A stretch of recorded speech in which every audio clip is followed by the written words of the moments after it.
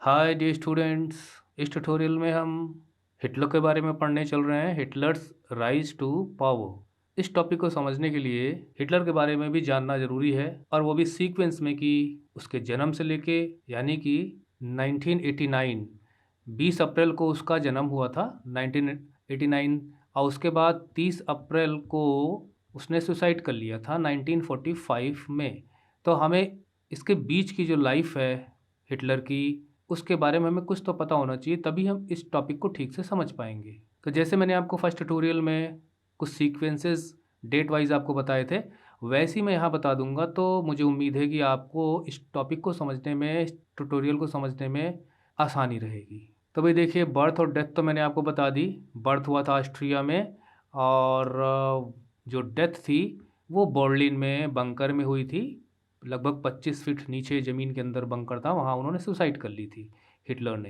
Hitler का जन्म कोई रिच फैमिली में नहीं हुआ था, पुअर फैमिली में हुआ था, और पॉवर्टी में बचपन भी था, और यहाँ तक कि लेबर का भी काम किया। फाइन आर्ट में दिलचस्पी थी हिटलर की, तो वाटर पेंटर के रूप में भी काम किया। और जब वर्ल्ड वॉर फर्स्ट शुरू हुआ, वर्ल्ड वॉर फर्स्ट, तो फिर वो मिलिट्री में अप्लाई करता, एप्लीकेशन देता। फिर 1914 में उसका रिक्रूटमेंट हो जाता है छोटे से रैंक पर, और उसे अपनी बहादुरी के लिए मेडल्स वगैरह भी मिलते हैं। He was rewarded.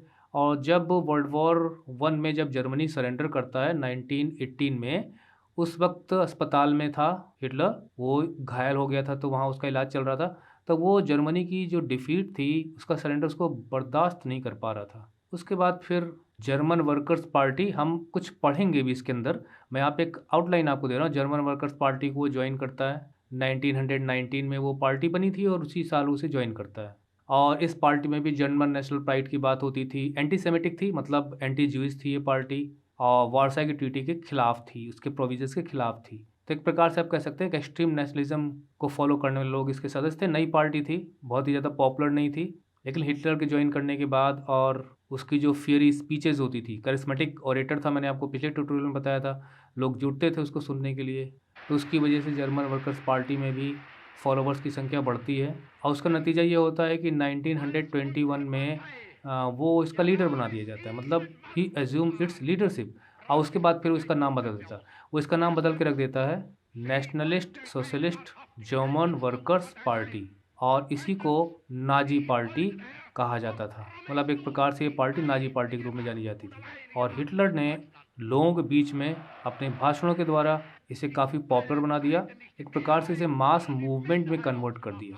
अब 1921 के बाद फिर वो 1923 में एक एक प्रकार से जो बवेरिया, ये एक स्टेट है जर्मनी में। इसके बारे में आप क्लास 10 में जाएंगे तो आप देखेंगे, जब जर्मन यूनिफिकेशन है तो किस प्रकार से फ्रांस के साथ जब वॉर होता है प्रशिया का, तो बवेरिया भी उनका सपोर्ट करता है और जर्मन यूनिफिकेशन में शामिल होता है। तो बवेरिया में जो गवर्नमेंट होती है, जो रूल चल रहा होता है, उसको उखाड़ फेंकने की कोशिश करते हैं बाई फोर्स, क्योंकि ये लोग रेडिकल्स थे ना। रेडिकल्स वायलेंस और फोर्स को भी यूज़ करते हैं अपने गोल को पूरा करने के लिए। और ये घटना घटती है नवंबर में, 8 और 9 नवंबर के बीच में। लेकिन ये अनसक्सेसफुल होता है, और अरेस्ट कर लिया जाता है। बाद में इसको जेल में डाल दिया जाता है। सज़ा भी मिलती है, शायद 5 साल की सज़ा मिलती है। लेकिन फरवरी से लेकर दिसंबर तक वो जेल में रहता है। 1924 में फरवरी में ट्रायल होता है, और 9 महीने के अंदर अंदर जेल से रिलीज़ कर दिया जाता है। इसे पार्डन कर दिया जाता है, माफ़ कर दिया जाता है। उसके बाद वो बाई फोर्स जर्मनी के किसी भी स्टेट पे कब्जा करने की बात छोड़ देता है, और फिर वो अपनी पॉपुलैरिटी को बढ़ाने की कोशिश करता है। और इसी जेल के दौरान ही उसने एक बहुत ही अपनी फेमस पुस्तक लिखी थी, मेन कैम्प, जिसका मतलब होता है माई स्ट्रगल, जिसमें उसने ज्यूज़ के बारे में, अपनी घृणा के बारे में भी लिखा है। तो आर्मी में जाना, उसके बाद फिर जर्मन वर्कर्स पार्टी ज्वाइन करना, फिर उसका नाम बदलना, 1921 उसका लीडर बनना, 1923 में एक कू अटेम्प्ट करना, जेल में जाना, जेल में किताब का लिखना, और जेल में जो उसका ट्रायल होता है, जो वो डिफेंसिव स्पीचेस देता है, वो अखबारों में छपती थी, लोग पढ़ते थे, तो उसके नेशनलिज्म से बहुत ज़्यादा प्रभावित होते थे, और एक नेशनल अटेंशन मिलता था, और साथ साथ उस पार्टी को भी जिसका वो लीडर था। इसके बाद वो 1932 में प्रेसिडेंट का चुनाव भी लड़ता है, लेकिन वो हार जाता है और सेकंड नंबर पे आता है। सेकंड नंबर पे आने का मतलब ये है कि उसकी पॉपुलैरिटी कितनी है पता चलता है। लेकिन हाँ, जो सिचुएशंस हमने पिछले ट्यूटोरियल में पढ़ी थी कि इकोनॉमिक डिप्रेशन, और जो नेशनल ह्यूमिलिएशन, और जो पॉलिटिकली वेमर रिपब्लिक सक्सेस नहीं हो पा रहा था, वो सारे कारण तो थे ही। लेकिन 1928 में 3% वोट भी जिस पार्टी को नहीं मिले थे, और 1933 में उस पार्टी को 35 प्लस में वोट मिलते हैं, 36-37% के लगभग। इससे पता चलता है कि जो 1929 का जो इकोनॉमिक डिप्रेशन था, उस दौरान जो लोगों की मुसीबतें थीं, और हिटलर का इस बीच अपने स्पीच के माध्यम से लोगों को भरोसा दिलाना, एक ख्वाब दिखाना कि मैं अगर आता हूँ तो मैं जर्मनी की ग्लोरी वापस करूँगा, इकोनॉमिक रिकवरी करूँगा, जर्मनी को एक ताकतवर मुल्क बनाऊँगा, तो पब्लिक सपोर्ट करने लगी थी। वो हम सब आगे पढ़ेंगे क्या प्रोपेगेंडा वो अपनाता था। तो जो जर्मनी की सिचुएशन थी वही कारण थी हिटलर को इतना पॉपुलर बनाने में, कि 1933 में जब चुनाव होते हैं तो मेजॉरिटी पार्टी के रूप में आता है, लेकिन फिर भी जो पार्लियामेंट है रेक्सटैग में मेजॉरिटी नहीं बन पाती है, कोalition ही फॉर्म होता है, और प्रेसिडेंट को मजबूरन लोगों की एडवाइस पे, क्योंकि जो कम्युनिस्ट थे उनका सपोर्ट कैपिटलिस्ट तो कभी नहीं करते थे, तो जो पूंजीपति लोग थे वो लोग सपोर्ट करते थे हिटलर को। तो उन लोगों ने एडवाइस किया, और जो इंटेलेक्चुअल्स उन्होंने एडवाइस किया कि भाई हिटलर को बुलाया जाए। तो हिटलर को चांसलर बनाया जाता है, और चांसलर बनने के बाद फिर पार्लियामेंट में आग लग जाती है। तो उस दौरान एक फायर डिक्री घोषित की जाती है, मतलब एक आदेश पारित होता है, और उसमें जो इमरजेंसी पावर्स होती हैं प्रेसिडेंट की, उनका यूज़ किया जाता है, और सारे राइट्स सस्पेंड कर दिए जाते हैं। और फिर उसके बाद हिडेनबर्ग की डेथ भी होती है, लेकिन उसके पहले ही एक इनेबलिंग एक्ट पास करा लिया जाता है, और इस इनेबलिंग एक्ट्स ने ही एक प्रकार से डिक्टेटर बना दिया था हिटलर को, क्योंकि अब वो कॉन्स्टिट्यूशन से भी छेड़खानी कर सकता था, और बिना पार्लियामेंट के भी लॉ पास कराए वो लॉ लागू कर सकता था।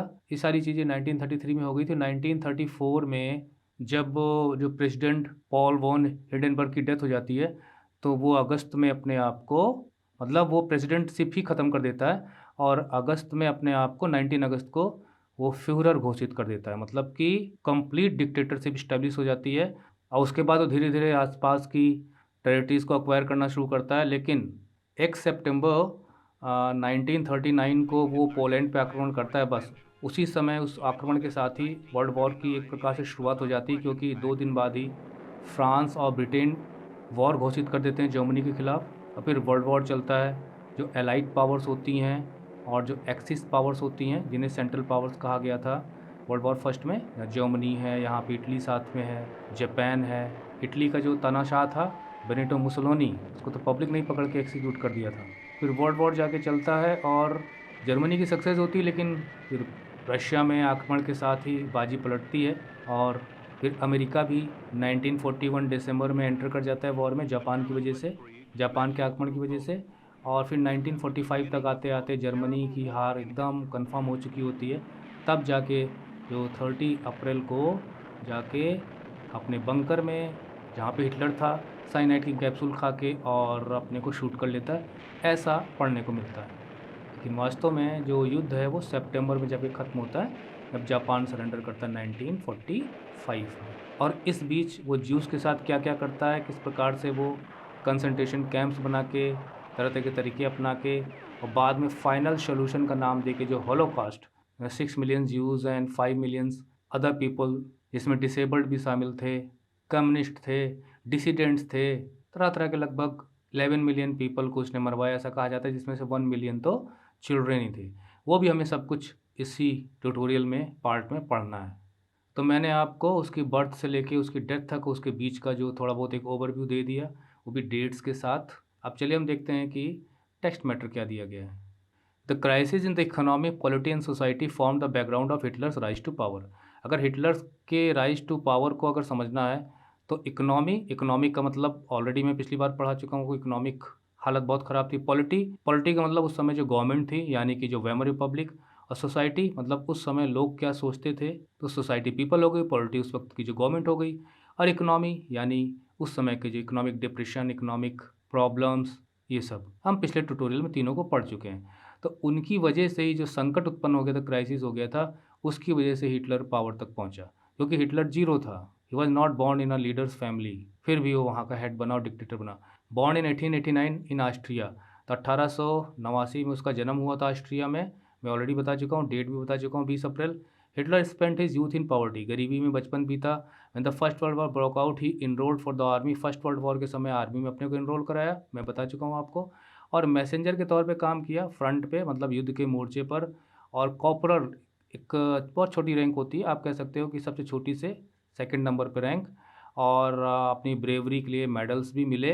और उसके बाद जब जर्मनी की डिफ़ीट हुई, उस वक्त वो he was recovering in an hospital, field hospital, तो ही वाज हॉरिफाइड। तो डिफ़ीट और उसके साथ जो वर्साई की ट्रीटी थी जिसमें वॉर गिल्ट वगैरह था, ही बिकेम फ्यूरियस, बहुत ज़्यादा उसके अंदर गुस्सा, और वो बर्दाश्त नहीं कर पा रहा था। उसको झकझोर के करके रख दिया था एक प्रकार से जर्मनी की डिफ़ीट ने।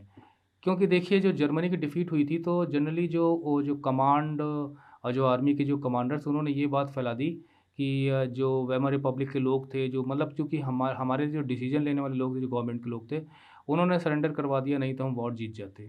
तो इसलिए वेमर रिपब्लिक को लोग अपना दुश्मन समझने लगे थे, खासकर जो नेशनलिस्ट पीपल थे। In 1919 he joined the small group called the German workers party. German workers party के बारे में ऑलरेडी मैं बता चुका हूँ। कब जॉइन किया था? 1919 में। ये पार्टी हिटलर ने नहीं बनाई थी, इतना पता होना चाहिए। सितंबर में 1919 में ये पार्टी जॉइन करता है। He joined small group of, और मतलब ये शुरुआती मेंबर्स में से एक था। He subsequently took over the organisation, धीरे धीरे उसकी पॉपुलरिटी बढ़ती है, फिर वो ऑर्गेनाइजेशन में बढ़ता चला जाता है, and renamed it national socialist German workers party. तो वो उसका लीडर बनता है और बाद में उसका नाम बदल देता है, उसका नाम रख देता है nationalist socialist German workers party, national socialist German workers party. This party came to be known as Nazi party. इसी पार्टी को नाजी पार्टी कहा गया। तो क्या पॉवर्टी में जन्म हुआ, बाद में इनरोलमेंट वर्ल्ड वॉर फर्स्ट के समय 1919 में जर्मन वर्कर्स पार्टी ज्वाइन करता है, और बाद में इसका नाम बदल देता है। हालांकि ये कब करता है? 1921 में। इन 1923, देखिए डेट याद रखिए, मैं सब बता चुका हूँ आपको। Hitler plan to seize control over Bavaria. तो बवेरिया में वो तख्ता पलट करने की कोशिश करता है कि उसको करने के बाद फिर मैं बर्लिन तक जाऊँगा, और उसके बाद बर्लिन में जो कैप्चर पावर, यानी कि जो वेमर रिपब्लिक है, उसको टेक ओवर करेंगे। यहाँ पे उसने फोर्स का सहारा लिया था, बंदूक का सहारा लिया था, आर्म्स का सहारा लिया था। ही फेल्ड, लेकिन वो अनसक्सेसफुल रहता है, अरेस्ट कर लिया जाता है, राजद्रोह का केस चलता है, हाई ट्रीजन का, लेकिन बाद में फिर वो 9 महीने जेल में रहता है, फिर बाद में छोड़ दिया जाता है। यहीं पे उसने बुक लिखी थी अपनी, मेन कैम्प, जो मैंने आपको बताया, यहाँ नहीं लिखा गया है। The Nazis could not effectively mobilise power support till the early 1930। जी हाँ, 1930 की शुरुआत तक पब्लिक के बीच में उन्हें उतना मोबिलाइजेशन पब्लिक का मतलब सपोर्ट नहीं मिला था। It was during the great depression, ये ग्रेट डिप्रेशन है खासकर, that Nazi became a mass movement. जो नाजिज़्म है ये एक मास मूवमेंट बनकर उभरा, मतलब नाजिज़्म, नाजीवाद एक आंदोलन था जिसको पब्लिक सपोर्ट कर रही थी। नाजिज़्म की आइडियोलॉजी के बारे में मैं पिछले ट्यूटोरियल में बता चुका हूँ, किस प्रकार से एंटी डेमोक्रेटिक था, एंटी सेमिटिक था यानी कि एंटी ज्यूइश था, टोटलिटेरियन स्टेट को सपोर्ट करता था, रेशियल प्योरिटी और इम्पीरियलिज्म को सपोर्ट करता था। As we have seen after 1929, तो 1929 के बाद जो बैंक्स हैं वो कलेप्स कर जाते हैं। वो मैंने सब पिछली बार आपको बताया था किस प्रकार से स्टॉक एक्सचेंज धाराशायी हो जाता है अक्टूबर में 1929 में अमेरिका में।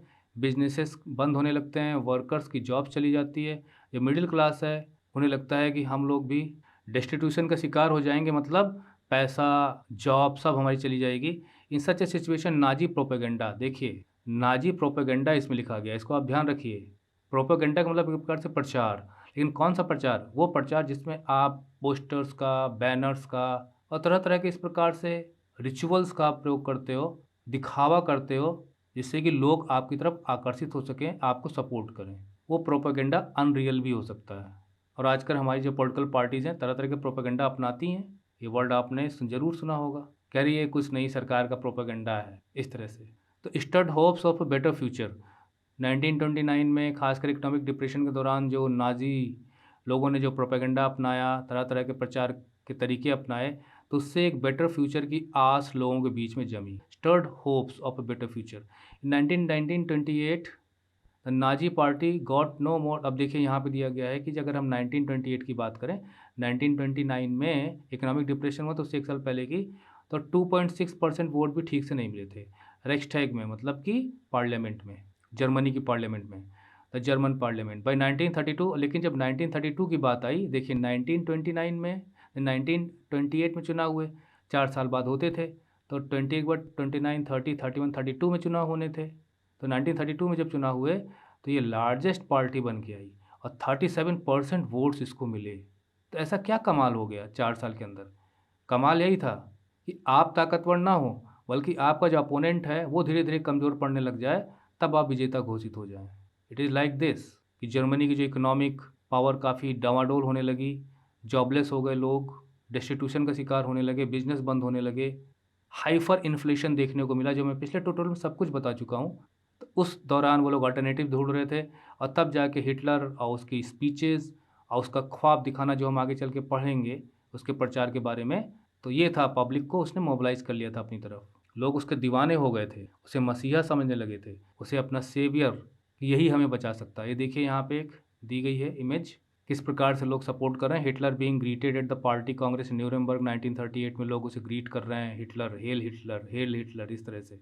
प्रोपेगेंडा का मीनिंग यहाँ दिया गया, specific type of message directly aimed at influencing the opinion, ना लोगों के विचार को प्रभावित करने के लिए जो प्रचार अपनाया जाता है। जैसे इसमें पोस्टर्स का यूज़ होता है, फिल्म्स का यूज़ होता है, स्पीचेस का यूज़ होता है, एट्सेट्रा। ये सारी चीज़ें जहाँ पर आपको मल्टी पार्टी इलेक्शंस होते हैं वहाँ करने पड़ते हैं। ये देखिए आप, जन सैलाब, और ये रहा निशान स्वास्तिक का, आर्यंस का साइन मानता था, जो हम आगे पढ़ेंगे। न्यूरेमबर्ग रैली 1936 की रैली है। Rallies like this were held every year, हर साल इस तरह की रैलीज होती थी। An important aspect of this was the demonstration of Nazi power, क्योंकि इस प्रकार की रैलीज वो भी हिटलर के सपोर्ट में, तो एक प्रकार से ये कहा जा सकता है कि नाजी की पावर का पता चलता था। वेरियस ऑर्गेनाइजेशंस परेडेड पास्ट हिटलर, तो इस प्रकार से हिटलर के सामने से परेड करते हुए डिफरेंट ऑर्गेनाइजेशंस गुजरते थे एंड सो लॉयल्टी, और कसम खाते थे हिटलर की, स्वामी भक्ति की, और हिटलर की स्पीचेस को सुनते थे। जैसे मैंने ऑलरेडी बताया कि हिटलर एक करिश्मेटिक स्पीकर था, ज़बरदस्त स्पीच दिया करता था, लोग मंत्र मुक्त स्पेल बाउंड होके उसकी स्पीचेस को सुनते थे। उसके स्पीचेस में नेशनलिज्म भरा रहता था, जर्मनी के लोगों को, जर्मन को एक ताकतवर मुल्क बनाने का ख्वाब दिखाता था। अब देखिए यहाँ से पता चलता है कि Hitler was a powerful speaker, okay.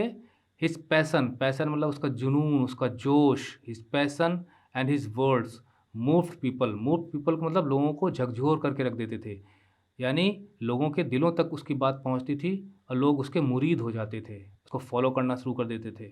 आजकल एक हम सोशल नेटवर्किंग में होता है, तुरंत आप फॉलो करना स्टार्ट कर देते हो। He promise to build a strong nation, वो लोगों से अपनी स्पीचेस से वादा करता था कि मैं जर्मनी को एक स्ट्रॉन्ग नेशन बना दूंगा। Injustices of the Versailles treaty, Versailles treaty से जो अन्याय जर्मनी के साथ हुआ है उसे मैं ख़त्म कर दूंगा, अंडू कर दूंगा। Restore the dignity of the German people, और जो जर्मनी के लोग हैं उनके साथ जो अपमान हुआ है उनकी डिग्निटी को मैं रिस्टोर कर दूंगा, वापस करके लेके आऊँगा, जर्मनी के लोगों की प्रतिष्ठा बढ़ाऊँगा। प्रॉमिस्ड एम्प्लॉयमेंट, इसके अलावा वो एम्प्लॉयमेंट का प्रॉमिस करता था जिनको वर्क चाहिए था, और ये कहता था कि जो हमारे जर्मन यूथ हैं उनके लिए secure future for the youth, उनके भविष्य की सुरक्षा मैं करूँगा। अच्छा, वेमर रिपब्लिक फेल हो रहा था, स्थितियाँ बहुत ख़राब थी। ऐसी स्थिति में अगर कोई लीडर इस तरह की बातें करेगा और उसके स्पीच में दम होगा तो क्यों नहीं लोग फॉलो करेंगे, उसे मौका तो देना ही चाहेंगे। He promise to weed out all foreign influences, weed out all foreign influences का मतलब जर्मनी पर जो भी विदेशी ताकतों की जो साजिशें हैं उसे मैं नाकाम कर दूंगा।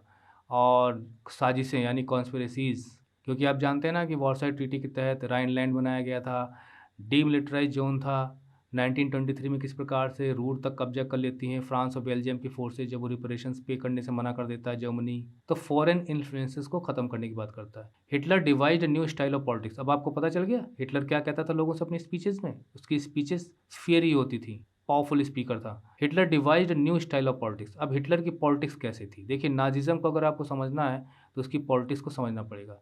He understood the significance of rituals and spectacle, देखिए स्पेक्टेकल का मतलब दिखावा, और रिचुअल्स का मतलब आडंबर, कर्मकांड, मतलब कुछ ऐसा आप करो कि वो एक आइटम के रूप में आपको नजर आए लोगों को, और साथ ही साथ आप कुछ तमाशाई चीज़ें भी करिए, लोग देखना पसंद करें, लोग उसमें इंटरेस्ट लें।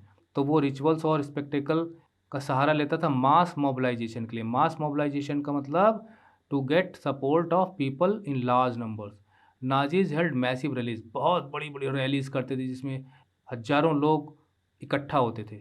अच्छा, रैली तो इंडिया के लिए भी कोई नई नहीं है, हमारे यहाँ भी रैलीज होती है, नेता रैली वगैरह करते हैं। अब रैली, इतनी बड़ी रैली होती है, उसकी चर्चा होती है, तो एक प्रकार का स्पेक्टेकल नहीं होगा। ये देखिए आप यहाँ पे Hitler addressing SA and SS, देखिए एसए एंड एसएस को आप जान जाओगे जब आगे पढ़ोगे। एसएस यहाँ पे स्टेट सीक्रेट पुलिस के लिए है, और ऐसे यहाँ पे स्टॉर्म ट्रूपर्स के लिए है, जो कि स्पेशलाइज्ड सोल्जर्स हुआ करते थे लाइक कमांडोज, और ये secret police. Notice the sweeping and straight columns of people, किस प्रकार से एकदम सीधे कॉलम बना के लोग खड़े हुए हैं। Such photographs were intended to show the grandeur, मतलब भव्यता, शान and power of the Nazi movement. Nazi movement की पावर को, उसकी शान को दिखाने के लिए इस तरह से आयोजन होता था। अब हमारे यहाँ भी देखिए 15 अगस्त 26 जनवरी को कितना समारोह हम लोग मनाते हैं। वो जो शानदार समारोह है ना, वो भारत की ग्लोरी को दिखाता है कि भारत कितना सक्षम देश है, कितना कलरफुल कंट्री है। वो एक प्रकार का स्पेक्टेकल ही है। And public meetings to demonstrate, तो रैली किया करते थे, पब्लिक मीटिंग्स आयोजित होती थी, demonstrate the support for Hitler. Public meeting इसलिए होती थी कि लोग इकट्ठा हों और हिटलर को सपोर्ट करें। एंड इन स्टिल का मतलब होता है दिलो दिमाग में बैठा देना। अ सेंस ऑफ यूनिटी, लोगों के अंदर एकता की भावना बैठाने का काम करते थे। मतलब जर्मन्स हिटलर का सपोर्ट करें, और हिटलर का सपोर्ट करने का मतलब ज़्यादा से ज़्यादा लोग सपोर्ट करेंगे तो देश में यूनिटी रहेगी।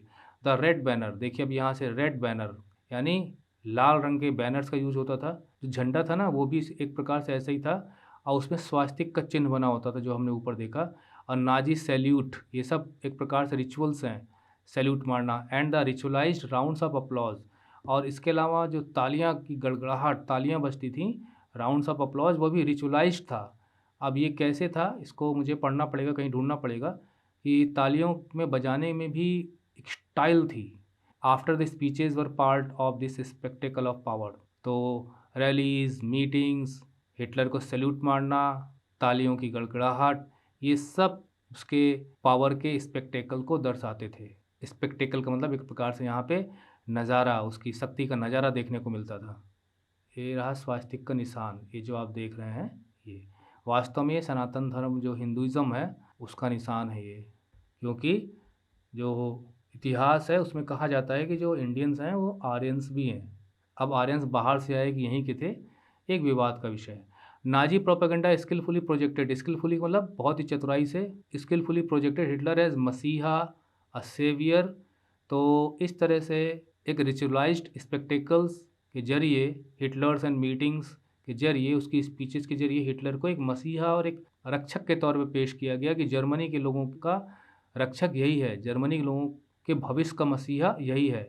As someone who had arrived to deliver people from the distress, यानी ऐसी छवि प्रेस की गई कि ईश्वर की तरफ से एक ऐसा व्यक्ति हिटलर भेजा गया है to deliver people from their distress, वो लोगों को उनकी समस्याओं से निजात दिलाएगा। डिस्ट्रेस का मतलब उनके संकट, उनकी परेशानियां, उनकी विपत्तियों से उनको मुक्ति दिलाएगा। इस तरह से हिटलर की छवि पेश की गई। It is an image that capture the imagination of A people. जरा आप सोचिए, महात्मा गांधी के पीछे लोग, लाखों लोग दीवाने क्यों हो जाया करते थे? उनकी एक कॉल पे लोग इकट्ठा हो जाया करते थे, क्योंकि उनका करिश्माई व्यक्तित्व था। तो एक मैग्नेटिक, एक ऑरा, और एक प्रकार से कह सकते हैं कि पावर लीडर्स में आ जाती है तो लोग इसी तरह से फॉलो करना शुरू करते हैं। महात्मा गांधी फ्रीडम स्ट्रगल को लीड कर रहे थे। उन्होंने ये सपना दिखाया था कि हम भारत को आज़ाद करके दम लेंगे, और इंडियंस वांटेड फ्रीडम। इसी प्रकार से यहाँ पे जर्मनी बहुत ख़राब हालात दौर से गुजर रहा था। उस वक्त जर्मनी को कोई इस स्थिति से उबारने का सपना दिखाए, और वो भी इस तरह की स्पीचेस में लोगों को भरोसा जीत ले, तो लोग तो उसके दीवाने हो ही जाएंगे। ऐसा ही था। It is an image that capture the imagination of people whose sense of dignity. Image का मतलब एक मसीहा के रूप में, एक सेवियर के रूप में इमेज पेश की गई, तो लोगों की इमेजिनेशन पे, उनकी कल्पना पे, उनके मन में असर पड़ा। और sense of dignity and pride had been shattered, खासकर उन लोगों की जो ये मानते थे कि जर्मनी, वारसाई ट्रीटी और वॉर गिल्ट, ये क्लॉजेज मैंने पिछले ट्यूटोरियल में आपको बताया, उनकी वजह से जो हमारी डिग्निटी है वो खो चुकी है, हमारा जो गर्व है वो चूर चूर हो गया है। सेटर्ड मतलब चूर चूर हो चुका है। ऐसी स्थिति में हिटलर को लाना जरूरी है। Who were living in a time of acute economic and political crisis. इसके अलावा वो बहुत ही घोर आर्थिक मुसीबतों के दौर से गुजर रहे थे, और पॉलिटिकल क्राइसिस भी देखने को मिलता था, क्योंकि देखिए जो रेक्सटैग थी उसमें कभी भी कोई मेजोरिटी गवर्नमेंट नहीं बन पाती थी, कॉलिशन गवर्नमेंट बनती थी, और 300 दिन भी ऑन एन एवरेज पूरा नहीं कर पाते थे, फिर चुनाव होते थे, नई मिनिस्ट्री बनती थी। तो ये सब डेमोक्रेटिक और रिपब्लिक का जो एक्सपेरिमेंट था वो ज़्यादा सफल नहीं हुआ था, लोगों की मुसीबतें कम नहीं हुई थी। तो आपने जर्मन में हिटलर के राइज की वजह समझ ली, कंडीशंस प्लस रिचुअलाइज्ड स्पेक्टेकल्स और हिटलर की स्पीचेस। अब देखिए कि डेमोक्रेसी, लोकतंत्र, रिपब्लिक को ख़त्म कैसे किया गया। ऑन 30 जनवरी 1933, इस डेट को आपको नहीं भूलना है, क्योंकि इसी तारीख को जो प्रेसिडेंट हिंडनबर्ग थे, ऑफर द चांसलरशिप, चांसलरशिप हिटलर को बुलाकर सौंपी गई, क्योंकि उसकी पार्टी सबसे बड़ी पार्टी के रूप में उभरी थी चुनाव में। The highest position in the cabinet of ministers, और ये कैबिनेट मिनिस्टर्स में हाईएस्ट पोजीशन होती, ठीक जैसे हमारे यहाँ prime minister. To Hitler, by now the Nazis has manage to rally the conservatives to their cause. इसके अलावा जो कंजर्वेटिव्स थे उनको भी उन्होंने अपने पक्ष में किया कर लिया था, इसलिए कोई ज़्यादा विरोध नहीं हुआ इनकी तरफ से। हैविंग एक्वायर्ड पावर, पावर पाने के बाद Hitler set out to dismantle और ध्वस्त करना, धराशायी करना the structures of democratic rule. उसके बाद उसने डिसमेंटल करना शुरू कर दिया डेमोक्रेटिक रूल, लोकतांत्रिक संस्थाओं को ख़त्म करना शुरू किया। लोकतंत्र विरोधी था ना, मैंने बताया कि वो लोकतंत्र विरोधी था, वो सिर्फ अपनी पार्टी का शासन चाहता था। अ mysterious fire that broke out in German parliament. अब देखिए कि 1933 में बुलाए जाने के बाद फिर वो चुनाव कराना चाहता था, एक प्रकार से सोचता था कि आगे शायद मुझे मेजोरिटी मिल जाएगी, लेकिन इसी बीच एक फायर, आग लग जाती है जर्मन पार्लियामेंट में, fire in German parliament building फरवरी में। और इससे और फ़ायदा मिलता है हिटलर को, और एक फायर डिक्री यानी एक आदेश इस स्थिति में जब पार्लियामेंट में आग लगाई जाती है और कम्युनिस्टों पर इसका जो आरोप है मढ़ा जाता है कि उन लोगों ने लगाई है, तो एक फायर डिग्री घोषित की जाती है, सरकारी आदेश आता है 28 फरवरी 1933 को। अच्छा है, यहाँ पे डेट दी गई है। 30 जनवरी को उसे चांसलर बनाया जाता है और 1 महीना भी नहीं बीतता है कि आग लग जाती है। तो फायर डिग्री घोषित की जाती है इनडेफिनिटली, असीमित समय के लिए, और जो सस्पेंडेड सिविक राइट्स, जो लोगों के अधिकार होते हैं उन्हें सस्पेंड कर दिया जाता है, जैसे फ्रीडम ऑफ स्पीच है, प्रेस है, असेंबली है। जो वेमर कॉन्स्टिट्यूशन ने उनको गारंटी दी थी, क्योंकि वेमर कॉन्स्टिट्यूशन एक डेमोक्रेटिक कॉन्स्टिट्यूशन था, वो सब ख़त्म। अब आप सोचिए कि डेमोक्रेटिक राइट्स लोगों के ख़त्म। Then he turned on his arch enemies. उसके बाद वो अपने घुर दुश्मनों की तरफ लौटता है, और जो दुश्मनों की तरफ लौटता है तो उन्हें ख़त्म करना। खासकर कौन बहुत बड़े दुश्मन थे उसके? कम्युनिस्ट। वो बहुत ही विरोधी था कम्युनिस्ट का, और इसीलिए जो बिजनेस क्लास थी उसने हिटलर को सपोर्ट भी किया था कि कम से कम कम्युनिस्ट को तो रोकेगा। Most of whom were hurriedly packed off to the newly established concentration camp. देखिए कंसंट्रेशन कैंप्स क्या है ना, कि तार ओर का घेरा लगा के वहाँ पर लोगों को इकट्ठा किया जाता था। कंसंट्रेशन का मतलब ये होता है इकट्ठा करना, कैंप का मतलब शिविर। The repression of the communist was severe. और कम्युनिस्टों का जो रिप्रेशन था, उनको के साथ जो अत्याचार किया जाता था, उन्हें जो यातनाएँ दी जाती थी, उन्हें दबाया जाता था, उन्हें कुचला जाता था, वो बहुत ही कठोर था। Out of the surviving 6,808 arrest files of Düsseldorf, a small city of 500,000 population, 1440 were those of communist alone। कहने का मतलब ये है कि उनके अरेस्ट की जो भी फाइलें बची कुची मिली 6,808, उसमें से 1,440 फाइलें तो सिर्फ कम्युनिस्ट अरेस्ट से ही रिलेटेड थी, जो बताती हैं कि मतलब ये रह गई थी इतने जो लोगों को मिली जब जर्मनी के सरेंडर वगैरह करने के बाद, जब वहाँ पे जांच पड़ताल में, तो इतनी ज़्यादा फाइलें तो सिर्फ कम्युनिस्ट की थी। They were however only one among the 52 types of victims. अब देखिए यहाँ पे आप एमसीक्यू के लिए भी रेडी रहा करिए। ये लगभग 52 प्रकार के विक्टिम्स, शिकार बनाए गए, मतलब 52 प्रकार के लोगों को हिटलर ने अपने रिजीम के दौरान परसिक्यूट किया था अपने पूरे कंट्री में। दे वर परसिक्यूटेड, मतलब उन्हें यातनाएं दी गई, सताया गया, और काफ़ी लोगों को एक्सिक्यूट किया गया। एक्सिक्यूट मतलब मौत के घाट उतार दिया गया। लेकिन हिटलर ये इसलिए कर रहा था जिससे मैं ही एक ऐसा व्यक्ति बने रहूं जिसका कोई विरोध ना हो। ऑन 3 मार्च 1933, अब देखिए फरवरी में घटना घटी। 3 मार्च 1933 को द फेमस इनेबलिंग एक्ट, एक एक्ट पारित किया गया, कानून पारित किया गया जिसे इनेबलिंग एक्ट कहा जाता है। 3 मार्च 1933 को, मतलब 30 जनवरी 1933 को चांसलर बनता है, 28 फरवरी को फायर डिक्री, और उसके बाद 3 मार्च 1933 को enabling act. This act establish dictatorship in Germany. Enabling act के जरिए ही जर्मनी में डिक्टेटरशिप इस्टेब्लिश हो जाती है। क्यों? क्योंकि इनेबलिंग एक्ट से बहुत ज़्यादा पावर्स मिल जाती हैं हिटलर को। It gave Hitler all powers to sideline parliament. देखिए कानून पार्लियामेंट में बनता है, बहस पार्लियामेंट में होती है, लेकिन अब वो पार्लियामेंट को साइड लाइन कर सकता था। पार्लियामेंट को बिना चलाए हुए भी वो अपने डिग्री से, अपने आदेश के माध्यम से रूल चला सकता है, मतलब जैसे राजा शासन चलाता है उस टाइप से। All political parties and trade unions और बैंड। अब देखिए उसने जितनी भी पोलिटिकल पार्टीज थी, ट्रेड यूनियंस थे, वर्कर्स की ट्रेड यूनियंस, तो उन पे बैन लगा दिया गया। सिर्फ नाजी पार्टी पे बैन नहीं लगाया गया, और उसको सपोर्ट करने वाले ऑर्गेनाइजेशंस पे बैन नहीं लगाया गया। ये ठीक वही है जो हम पिछले ट्यूटोरियल क्या पिछले चैप्टर से पढ़ते चले आ रहे हैं कि किस प्रकार से जो डिक्टेटर्स हैं वो सिर्फ अपनी पार्टी को ही रखते हैं, बाकी पार्टी में बैन लगा देते हैं। बैन नहीं भी लगा देते हैं तो इनडायरेक्टली वो पार्टियां पनप नहीं पाती। The state established A complete control over the economy. इसको कहते हैं टोटलिटेरियन स्टेट, क्योंकि स्टेट का पूरा कंट्रोल था इकोनॉमी पर, मीडिया पे, आर्मी पर और जुडिशरी पे। यहाँ तक कि जुडिशरी पे भी कंट्रोल था, यानी जजमेंट का भी वो अवॉइड कर सकते थे। इतनी पावर हिटलर को मिल गई थी। अब देखें यहाँ पर हिटलर कितना चालाक है। वो यहाँ के सिस्टम को यूज़ करते हुए डिक्टेटर बन गया। ऐसा उसे नहीं करना पड़ा कि मिलिट्री कू वगैरह करके वो डिक्टेटर बनाओ, जैसा हमने पिछले चैप्टर्स में पढ़ा था। Special surveillance and security forces were created to control and order society. अब देखिए सोसाइटी पर नज़र रखने के लिए, कंट्रोल करने के लिए उसने क्या क्या तरीके अपनाए।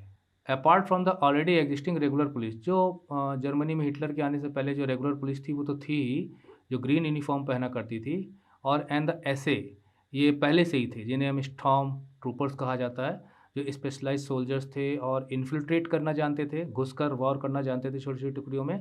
These included the Gestapo secret state police, का नाम था गेस्टेपो सीक्रेट स्टेट पुलिस, यानी SS, SA and SS, the protection squads, criminal police and security services. कितनी ज़्यादा उसने सारी व्यवस्थाएं की थी, क्रिमिनल पुलिस थी, सिक्योरिटी सर्विसेज थी, एसडी जिन्हें कहा जाता था। It was the extra constitutional powers. अच्छा, अब इनको पावर्स कितनी मिली हुई थी, खासकर गेस्टेपो को, एक्स्ट्रा कॉन्स्टिट्यूशनल पावर्स, मतलब कॉन्स्टिट्यूशन में जो लिखा गया तो उससे भी अधिक पावर्स इनको दी गई थी। These newly organise forces that gave the Nazis state its reputation as the most dreaded, मतलब सबसे ज़्यादा डर पैदा करने वाला, सबसे ज़्यादा घबराहट पैदा करने वाला, सबसे ज़्यादा डरावना, ड्रेडेड क्रिमिनल स्टेट बना दिया, क्योंकि इतनी पावर्स इनको दे दी गई थी। People could now be detained in Gestapo, जैसे मतलब गेस्टेपो के जो कैंप्स थे उसमें लोगों को रोका जा सकता था, गिरफ्तार किया जा सकता था, टॉर्चर किया जा सकता था उनके चैम्बर्स में, जो उनके रूम्स थे, जगह थी। Rounded up and sent to concentration camp, या कंसंट्रेशन कैंप्स में भेजा जा सकता था। डिपोर्टेड, उन्हें देश से निकाला दिया जा सकता था अपनी इच्छा के अनुसार, मतलब कि ये फोर्सेस कर सकती थी इतना कुछ। और अरेस्टेड, या उन्हें गिरफ्तार किया जा सकता था विदाउट एनी लीगल प्रोसीजर, बिना किसी कानूनी प्रक्रिया अपनाए हुए, मतलब बिना एफआईआर के, बिना कोर्ट में पेश किए हुए। The police forces acquired powers to rule with impunity. Impunity मतलब होता है कि आपको सज़ा का डर नहीं है, आप मुक्त हैं उससे, यानी आप ये सारी कार्रवाई करो तो भी आप फ्री हो सब कुछ करने के लिए। और पुलिस फोर्स तो वैसे ही बदनाम है, आज भी हमारे भारत में भी तो कहा जाता है कि पुलिस अपना काम ठीक से नहीं करती है। हालांकि हम सबके लिए ऐसा नहीं कह रहे हैं, लेकिन फिर भी पुलिस बदनाम है, गरीबों को सताती है, लोग हिम्मत नहीं करते, एफआईआर दर्ज करते नहीं वो लोग, किसी के खिलाफ एक केस बना के उसे गिरफ्तार कर सकते हैं, लेकिन कम से कम ये दायरे में काम करती है। लेकिन उस वक्त जो इनकी जो फोर्सेस थी आर्मी के अलावा, वो सब की सब इतनी पावरफुल बना दी गई थी कि जनता के बीच में मनचाहे तरीके से वो काम करती थी। इससे हिटलर एक निश्चिंत रहता था कि कम से कम पब्लिक उठ खड़ी नहीं होगी, विरोध नहीं करेगी। कंसंट्रेशन कैंप के बारे में लिखा कि कैंप एक शिविर, वेयर पीपल वर आइसोलेटेड, जहाँ लोगों को इकट्ठा कर दिया जाता था, डिटेन्ड, या उन्हें गिरफ्तार करके वहाँ लाया जाता था, बिना लॉ के प्रोसेस को फॉलो किए हुए। लॉ का प्रोसीजर होता है ना, पहले एफआईआर दर्ज हो, फिर कोर्ट में पेश किया जाए, फिर मुकदमा चले, इस तरह से। Typically it was surrounded by electrified barbed wire fences, इसके बारे में हम आगे पढ़ेंगे। और चारों तरफ तार का बाड़ा लगाया जाता था, अक्सर उसमें इलेक्ट्रिसिटी भी दौड़ा दी जाती थी, कोई भागने की कोशिश करे तो मर जाए, और ऐसा हुआ भी कई बार। आज भी लोग देखने जाते हैं इस तरह के कंसंट्रेशन कैंप्स को, जिसमें से ऑस्विच का कंसंट्रेशन कैंप तो बहुत फेमस था, यानी कितने लोग यहाँ पर बेचारे, they died due to torture, hunger, persecution etcetera. तो सत्ता में आने के बाद, अपने एनिमीज़ को कुचलने के बाद, पब्लिक को पूरा कंट्रोल करने के बाद, डिक्टेटर बनने के बाद, अब जर्मनी को एक पावरफुल देश बनाने की भी तो बात आती है। और पावरफुल देश इकोनॉमिक रिकवरी से ही बनता है, अगर वहाँ की माली हालत ठीक नहीं होगी तो पावरफुल नहीं बन पाएगा। तो rebuilding of Germany is reconstruction. Hitler assign the responsibility of economic recovery. अब भाई वहाँ की आर्थिक हालत ठीक करनी थी ना, क्योंकि इसका तो वादा किया था। तो उसने जिसको चुना उसका नाम था हाल्मर साक्ट, ये इनके इकोनॉमिस्ट थे। तो इनको जिम्मेदारी सौंपी गई, तो इन्होंने जो तरीका अपनाया, who aimed at full production. पहली बात, प्रोडक्शन जितनी क्षमता है जर्मनी में उतना करना है, एंड फुल एम्प्लॉयमेंट, और जितना एम्प्लॉयमेंट हम दे सकते हैं वो करना है, and state funded work creation programmes, और सरकार की तरफ से पैसा खर्च कर कर प्रोग्राम्स चलाए जाने हैं। प्राइवेट ओनरशिप की बजाय सरकार खुद खर्च करके तरह तरह के कंस्ट्रक्शन बिल्डिंग वर्क स्टार्ट करेगी, जिसमें लोगों को रोजगार मिलेगा। This project produce the famous German super highways. तो उसी दौरान जर्मन के जो सुपर हाईवेज बने थे, फेमस थे उस समय। एंड द पीपल्स कार, लोगों की कार। इसमें वैसे वॉल्क्स वैगन लिखा गया है, लेकिन ये फॉक्स वैगन पढ़ा जाता है इसको, फॉक्स वैगन, तो मैं फॉक्स वैगन ही बोलूँगा। कार आज भी है दुनिया में, अपना स्थान रखती है, सब ज़्यादा कारें बेचने का भी कभी कभी रिकॉर्ड इसके नाम जाता है। देखिए यहाँ लिखा भी गया है, the poster announcer your Volkswagen. देखिए पोस्टर में लिखा गया योर वॉक्स वैगन, जो जर्मनी में आपकी Volkswagen. Such poster suggested that owning a car was no longer just a dream for an ordinary worker. इस प्रकार के पोस्टर से दिखाते थे कि कार एक आम आदमी भी खरीद सकता है। दरअसल जो इसमें वॉल्क है ना, वॉल्क का मतलब होता है पीपल, तो वॉल्क्सवैगन एक प्रकार से इसका अर्थ ही निकल के आता है पीपल्स कार, लोगों की कार, इसलिए यहाँ पर लिखा गया है पीपल्स कार। वॉल्क्सवैगन मतलब पीपल्स कार, फॉक्सवैगन मतलब people's car. In foreign policy also, अब अगर हम विदेश नीति की बात करें, विदेश नीति का मतलब बाहर के देशों से कैसा संबंध हिटलर रखता था, यानी हिटलर का दूसरे देशों को लेकर क्या विचार था। Hitler acquired quick successes, Hitler को बड़ी जल्दी सफलताएं मिली। He pulled out of the League of Nations, देखिए जब द्वितीय युद्ध खत्म हुआ था 1918 में, तो लीग ऑफ नेशंस इस्टेब्लिश किया गया था, हालांकि अब उसकी जगह यूनाइटेड नेशंस है।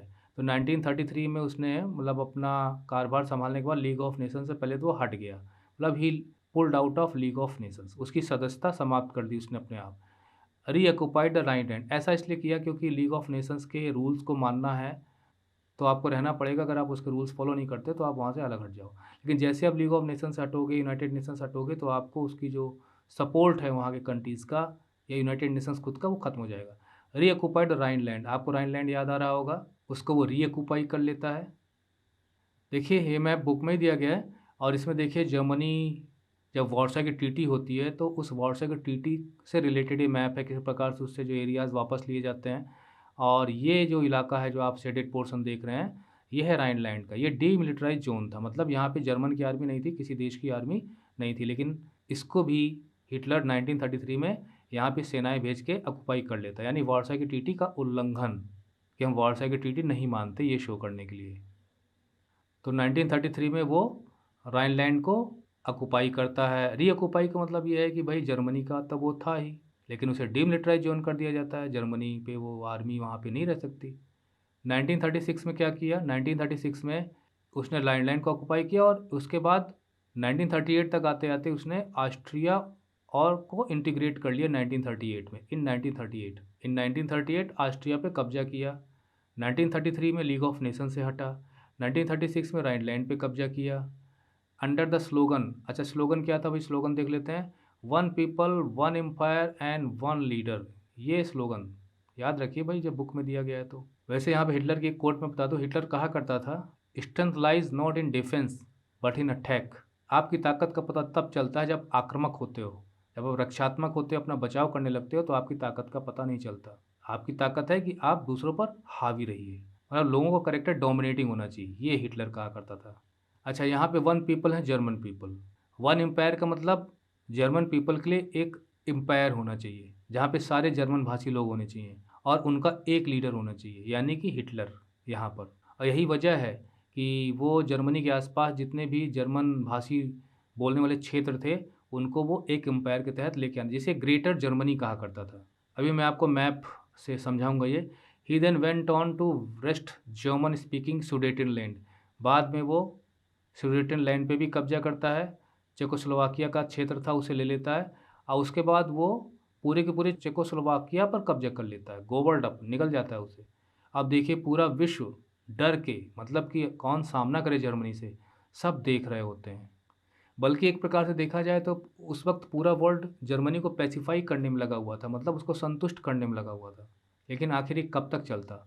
In all of this he had the unspoken support of England. अब देखिए इन सब चीज़ों में इंग्लैंड भी उसको सपोर्ट कर रहा था। इंग्लैंड सपोर्ट करने की वजह ये थी कि इंग्लैंड समझता था कि वार्साई ट्रीटी बड़ी हार्श ट्रीटी है जो जर्मनी में थोप दी गई है, खासकर जब राइनलैंड पे उसने रिकूपाई किया तब। Which had considered the Versailles verdict, हाँ देखिए यहाँ लिखा भी गया है कि इंग्लैंड ये मानता था कि जो वार्साई की ट्रीटी है उसमें जो कुछ भी लिखा गया है वो बहुत ही हार्श था, तो थोड़ी सहानुभूति जर्मनी से थी। This quick successes at home and abroad seem to reverse the destiny of the country. तो जब इतना कुछ उसने एक्वायर किया, वहाँ के रिसोर्सेज भी मिल गए, तो जर्मनी की तकदीर ही बदल गई। डेस्टिनी मतलब उसकी तकदीर, उसकी किस्मत कंट्री की बदल गई, वो एक पावरफुल कंट्री बन गया इकोनॉमिकली भी। हिटलर डिड नॉट स्टॉप है, लेकिन हिटलर यही नहीं रुका। साख्त जो हालमर साख्त जो इकोनॉमिस्ट था, had advise Hitler against investing hugely in rearmament at the state still ran on deficit financing. देखिए डेफिसिट फाइनेंसिंग मतलब ये है कि हमारे जो खर्चे हैं, मतलब हमारा एक्सपेंस और हमारी जो अर्निंग है, इनकम है, उससे ज़्यादा है, और अपने एक्सपेंसेस को पूरा करने के लिए कहीं ना कहीं हमें लोन लेना पड़ता है या नई करेंसी छापनी पड़ती है, तो this is called deficit financing. तो उसने कहा भाई देखिए अभी भी हिटलर को बताया, उसने एडवाइस किया कि अभी भी हमारा स्टेट डेफिसिट फाइनेंसिंग को झेल रहा है, तो आप कम से कम हथियारों पर कम खर्चा करिए। लेकिन हिटलर को सुनने की आदत तो इस तरह थी नहीं। Cautious people however had no place in Germany, यानी लोगों को सावधान करने वाले लोगों की जर्मनी में, नाजी जर्मनी में कोई जगह नहीं थी। मतलब आक्रामक होइए आप, जो कुछ भी कहिए देश को मजबूत बनाने के लिए कहिए, नकारात्मक मत कहिए। साख्त हैड टू लीव, हटा दिया जाता है पद से। Hitler chose war as the way out of approaching, Hitler युद्ध को समझता था कि ये एक तरीका है अप्रोचिंग इकोनॉमिक क्राइसिस को दूर करने का। तो नई नई टेरिटरी वो अक्वायर कर रहा था। Resources were to be accumulated through expansion of territory, और रिसोर्सेज आप कैसे इकट्ठा करोगे, दूसरे की टेरिटरी पे कब्जा करके, एक्सपेंशन ऑफ टेरिटरी। यानी अगर एक फार्मर के पास 2 बीघा खेत है, तब उसे उत्पादन बढ़ाना है तो बगल के फार्मर के भी खेत पे कब्जा करना शुरू कर दो, फिर 5 बीघा बढ़ा लो, फिर 6 बीघा कर लो अपना। ये तरीका ही अपना रहा था, जो कि गलत तरीका था। आखिर जो फार्मर्स वहाँ पे खेती कर रहे हैं वो कहाँ जाएंगे बेचारे। तो जो नाजिज़्म था, जर्मन की जो आइडियोलॉजी थी वो एक्सट्रीम नेशनलिज्म पे बेस्ड थी, और उसके 2 कोर फीचर थे। एक था रेसिस्ट आइडियोलॉजी और दूसरा था एक्सपेंशनिज्म, यानी अपनी टेरिटरी को बढ़ाना है। किस लिए बढ़ाना है, वही जर्मन्स को सेटल करने के लिए और रिसोर्सेज गेन करने के लिए। और फिर सितंबर 1939 को क्या हुआ भाई, जर्मनी इन्वेडेड पोलैंड। ये काम उसने 1 सितंबर को किया था। दरअसल जब इसकी हरकतें बढ़ती चली जा रही थी, तब इंग्लैंड और फ्रांस ने कहा था कि अगर पोलैंड पे अगर आक्रमण किया तो हम समझेंगे कि हम पे आक्रमण हुआ है और हम भी आक्रमण कर देंगे। लेकिन जर्मनी ने एक भी नहीं सुनी और आक्रमण कर दिया। इसी वजह से this started a war with France and England. 2 दिन बाद फ्रांस और इंग्लैंड ने भी आक्रमण कर दिया जर्मनी पर। और आपको पता है इंग्लैंड तो थोड़ा समुद्र से दूर है, पड़ जाता, अलग थलग पड़ जाता है यूरोप से, लेकिन फ्रांस को कब्जा कर लिया था। 4 साल तक कब्जे में रहा फ्रांस जर्मनी के। इन सितंबर 1940, फिर उसके 1940 में एक ट्राइपर्टाइट पैक्ट्स, यानी कि त्रिपक्षीय संधि होती है जिसमें 3 लोग शामिल होते हैं, sign between Germany, Italy and Japan. किसके किसके बीच में साइन होती है, Germany, Italy and Japan, strengthening Hitler's claim to international power. और एक प्रकार से फिर वो एक इंटरनेशनल पावर बन के उभरता है कि देखो जर्मनी का साथ देने वाले देश भी हैं। पपेट रिजीम्स, कठपुतली सरकारें, सपोर्टिव ऑफ नाजी जर्मनी। तो जहाँ जहाँ कब्जा होता चला जा रहा था वहाँ पे एक पपेट गवर्नमेंट, मतलब नाजी जर्मनी की कठपुतली सरकारें वहाँ बना दी गई, जो इनके इशारे पे चलती थी। कठपुतलियाँ इशारों पे चलती है ना। Were installed in large part of Europe, Europe का काफ़ी हिस्सा जीत लिया गया। बाई द एंड ऑफ 1940 के अंत तक Hitler was at the pinnacle of his power, अपनी शक्ति के पराकाष्ठा पे था, मतलब हाईएस्ट पॉइंट हिटलर का यही था 1940 के अंत तक आते आते। Hitler now move to achieve his long term aim of conquering eastern Europe. देखिए यूरोप के ईस्टर्न पार्ट में अब वो जाने की सोचता है, और यूरोप के ईस्टर्न पार्ट में रशिया पड़ता है। He wanted to ensure food supplies and living space for Germans. वो कहता था कि जर्मनी के लोगों के लिए रहने के लिए जगह चाहिए। अब जगह चाहिए तो जाके टेरिटरी पे कब्जा कर लो, और फूड सप्लाईज भी चाहिए, मतलब कि खाद्य सामग्री भी चाहिए, रहने की जगह भी चाहिए। तो भैया हमें टेरिटरी दो। उसने सोवियत यूनियन पे अटैक कर दिया 1941 में। ये उसकी टर्निंग पॉइंट था, भूल थी सबसे बड़ी, जिसकी वजह से उसे बाद में सुसाइड तक करना पड़ गया। दरअसल सोवियत यूनियन से एक ट्रीटी थी जर्मनी की कि दोनों एक दूसरे का साथ देंगे, लेकिन वो बाद में पलट जाता और जर्मनी सोवियत यूनियन पे ही आक्रमण कर देता। और उस वक्त सोवियत यूनियन की सबसे ज़्यादा संख्या वाली लोगों की आर्मी थी उसके पास। इन दिस हिस्टोरिक ब्लंडर, इसलिए इसको कहा गया एक प्रकार से हिस्टोरिक ब्लंडर। उसका हिस्टोरिक ब्लंडर था जून 1941 में सोवियत यूनियन पे आक्रमण करना। Hitler exposed the German western front to British. अब देखिए मान लीजिए ये ईस्ट है, ये वेस्ट है, ये नॉर्थ है, ये साउथ है, ठीक है। अब जब आप ईस्ट में जाओगे तो ये मोर्चा आपका खुल जाएगा, क्योंकि आपकी ट्रूप्स तो यहाँ मूव कर रही हैं रशिया की तरफ। इसलिए यहाँ पे लिखा है कि हिटलर एक्सपोज्ड, मतलब उसने खुला छोड़ दिया जर्मन का जो वेस्टर्न फ्रंट था। उस वक्त वहाँ पे ब्रिटिश और पावर्स, क्योंकि फ्रांस तो कब्जा किया जा चुका था तो ब्रिटिश लड़ रहा था। एरियल बॉम्बिंग, तो वहाँ ब्रिटिशर्स ने एरियल बॉम्बिंग की, और एरियल बॉम्बिंग कहाँ की, जर्मन के वेस्टर्न फ्रंट पर। And the eastern front to the powerful Soviet armies, और ईस्टर्न फ्रंट पे सोवियत आर्मी लड़ी रही थी ईस्टर्न फ्रंट पे। तो दोनों तरफ से ये जो जर्मनी था वो घिर गया। अब देखिए जो जर्मन आर्मी थी वो काफ़ी आगे तक चली जाती है, मास्को तक जाती है, और सोवियत आर्मी को सोवियत रेड आर्मी कहा जाता था।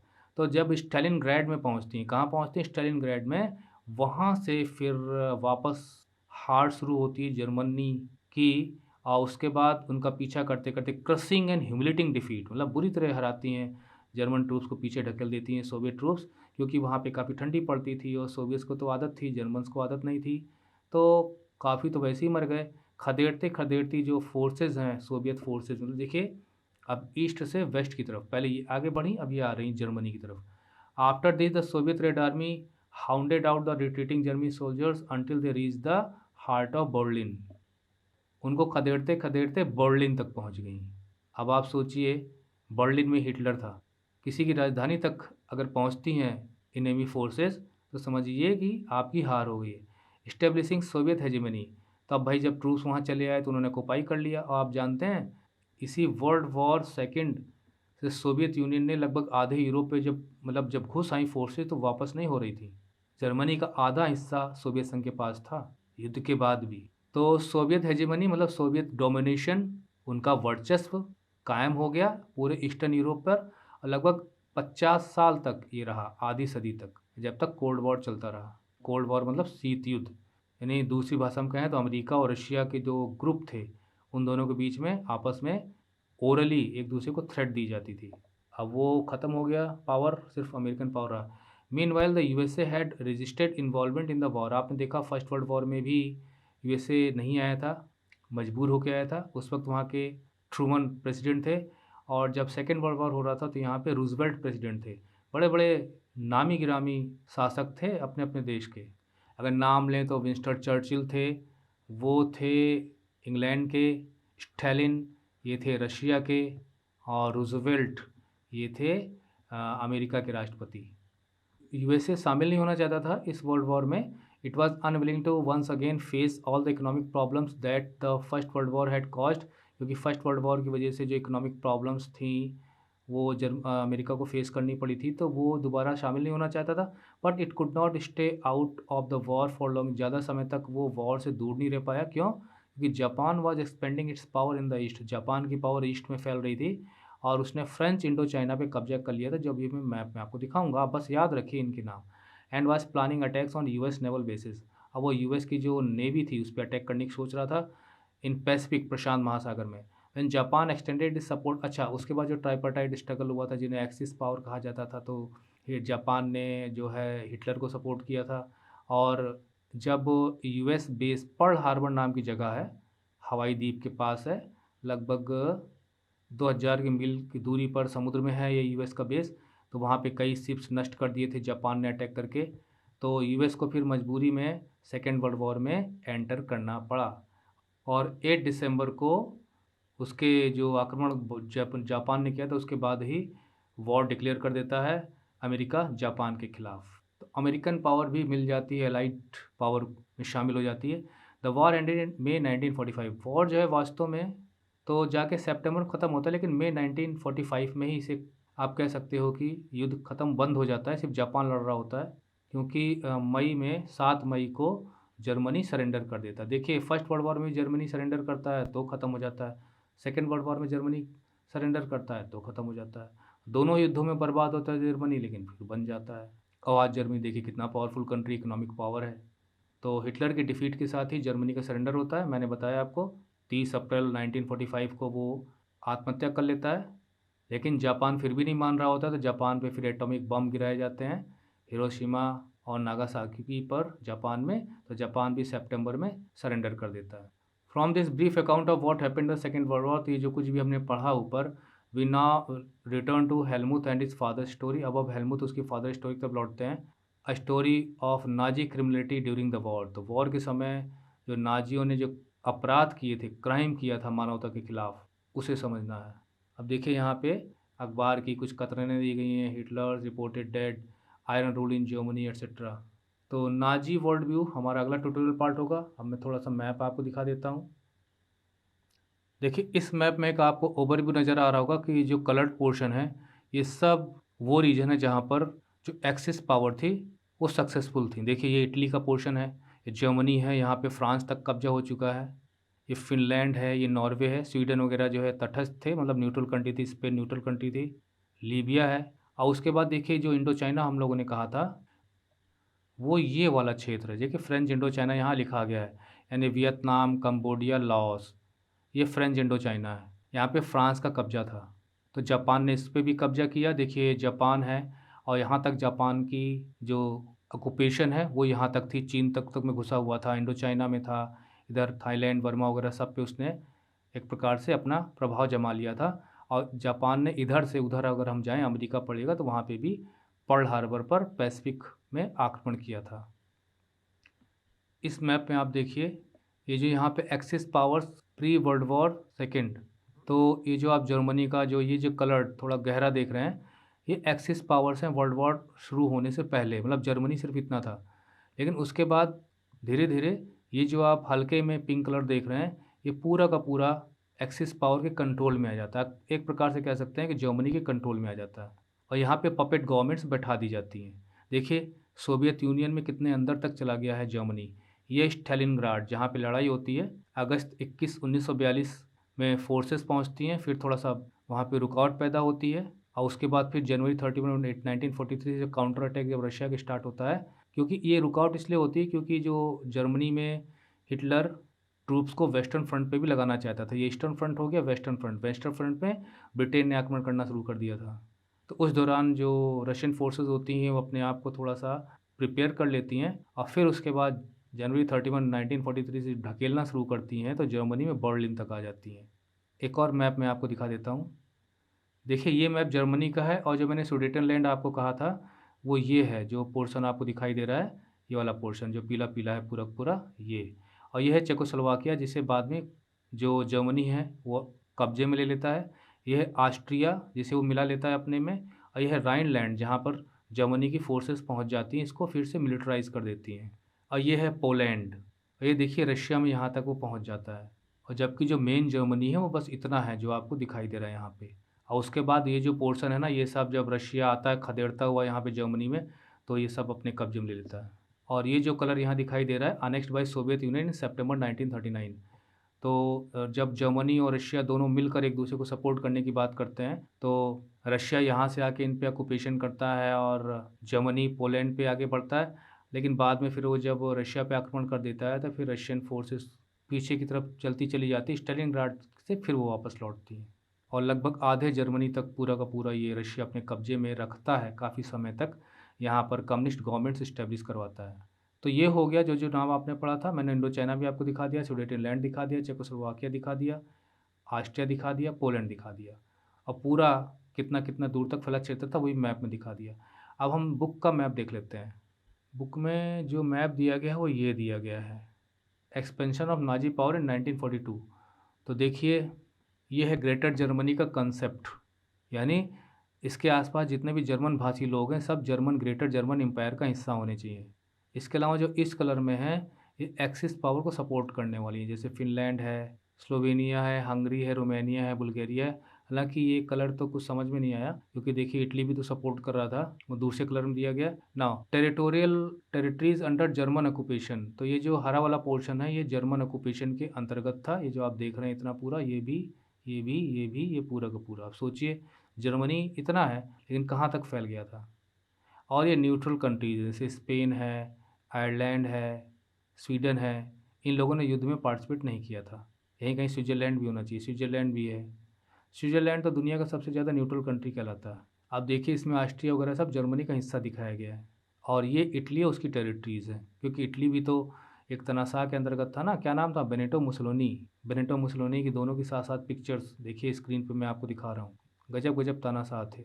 जब वो हिटलर बंकर में रहता है तभी उसे हिटली की हार की खबर दी जाती है और बताया जाता है कि बेनेटो मुसोलिनी को किस प्रकार से एक्सिक्यूट किया गया लोगों के द्वारा।